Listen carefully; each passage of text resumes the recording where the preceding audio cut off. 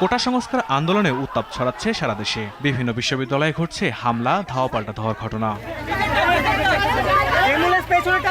সোমবার সন্ধ্যা থেকেই উত্তাল জাহাঙ্গীরনগর বিশ্ববিদ্যালয় ক্যাম্পাস।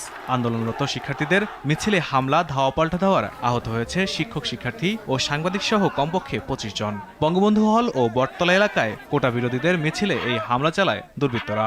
তারা সবাই আমাদেরকে হত্যা করার চেষ্টা করেছে, আমাদেরকে ওই কাদার মধ্যে মুখ ডুবিয়ে রেখেছে যাতে আমরা দম নিতে না পারি। এলো পাথারি লাঠি দিয়েছে, লাঠি দিয়ে বাড়ি দিয়েছে। এই যে হত্যা চেষ্টা, এর বিচার করতে হবে এই স্বাধীন বাংলার বুকে। ছাত্রলীগের সন্ত্রাসীরা আমাদের উপর অতর্কিতে হামলা করে, আমরা ছিলাম নিরস্ত্র। আমাদের উপর হামলা করার পরবর্তীতে তারা ছেলে মেয়ে নির্বিশেষে হকি স্টিক, বাঁশ এগুলো দিয়ে আমাদের গায়ে, মাথায়, কোমরে সব জায়গায় আঘাত করে এবং আমাদের সামনে সকলে রক্তাক্ত হয়। 20 থেকে 30 জনের তখন সময়ে প্রাথমিক অবস্থায় আহত হয়। তারপর আহত সংখ্যা ধীরে ধীরে পর্যায়ক্রমে ধাওয়া পাল্টা দেওয়ার মধ্যে আমাদের আহত সংখ্যা আরো বাড়ে। কোন রকম হামলা মামলা দিয়ে আমাদের ন্যায্য এবং যৌক্তিক আন্দোলন থেকে আমাদেরকে দাবা রাখতে পারবে না। এদিকে ঢাকা বিশ্ববিদ্যালয় ক্যাম্পাসে কোটা বিরোধী শিক্ষার্থীদের ওপর হামলার প্রতিবাদে কুয়াকাটা বরিশাল মহাসড়ক অবরোধ করে বরিশাল বিশ্ববিদ্যালয়ের শিক্ষার্থীরা। দাবি তোলেন কোটার যৌক্তিক সংস্কারের। কোটা ব্যবস্থার যে রয়েছে এটার যৌক্তিক সংস্কার করতে হবে।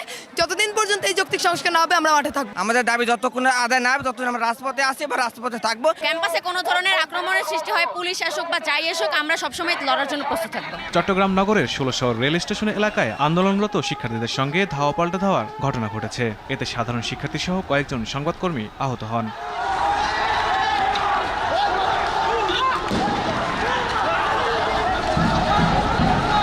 এছাড়াও সিলেট শাহজালাল বিজ্ঞান ও প্রযুক্তি বিশ্ববিদ্যালয়, রাজশাহী বিশ্ববিদ্যালয় ও কুমিল্লা বিশ্ববিদ্যালয় সহ বিভিন্ন বিশ্ববিদ্যালয়ের সাধারণ শিক্ষার্থীরা কোটা সংস্কারের দাবিতে বিক্ষোভ করেন।